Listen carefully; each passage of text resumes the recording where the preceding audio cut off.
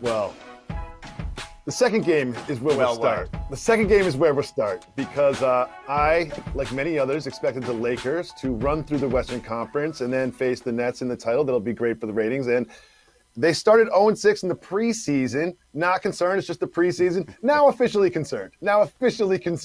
Officially concerned. Oh, wait a second. I have never heard a preseason record dropped before, like ever, going into the regular season. Yeah, that's so actually there's no reason surprising. to be concerned about 0-6 in the preseason. But Russell Westbrook, not a great game. 8 points, 5 rebounds, I believe 4 assists in there. 5 of 13 was shooting. And look, I think we all know that's the big question mark here. Like, just because LeBron James says, don't worry, we'll make it work, you're going to have to worry because it might not work as well as you thought. Like, look, I think everybody goes back to the Dwayne Wade, LeBron James pairing, right? Where early on, they were great enough to make it work, but they weren't compatible. Like, they didn't seem like they had a whole lot of chemistry there. It was a whole lot of your turn, my turn stuff. And that was with Dwayne Wade's team, right? LeBron James was coming onto it. This is LeBron James's team, and this is Russell Westbrook joining, and he, in terms of fit, seems like less of a fit, even more so than, or less so than Dwayne Wade was. So yeah, there's always going to be these question marks, but I do love that both AD and LeBron James just told them after the game to relax because this is going to be like a season-long thing. Hey guys.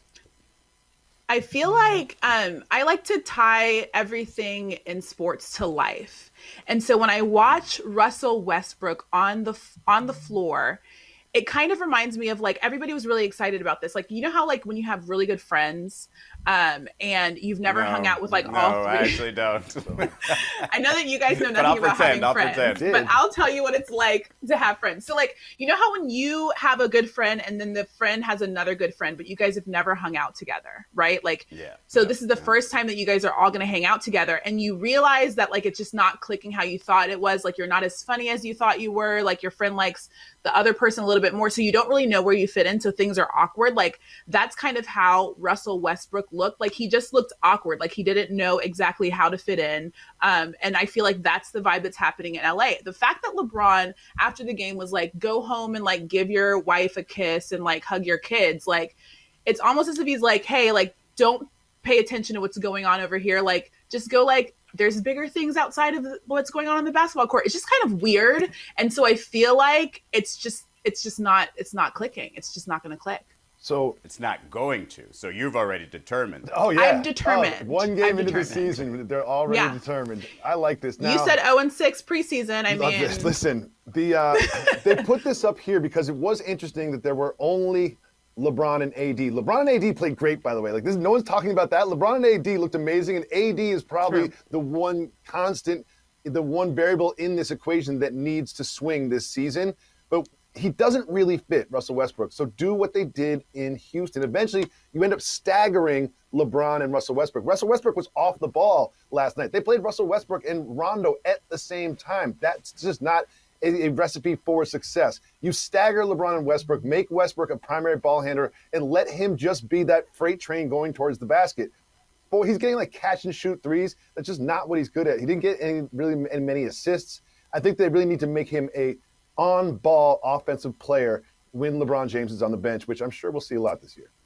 Well, wait a second. So let's play that out then. Like, so you're saying have LeBron sit in the corner and play off the ball most of the time with Russ as the primary ball handler. Like, is that something that anybody on that team is going to be okay with? No, that is not what I'm saying. LeBron James should always have the ball forever, okay? There's nobody else better with the ball in their hands than LeBron James.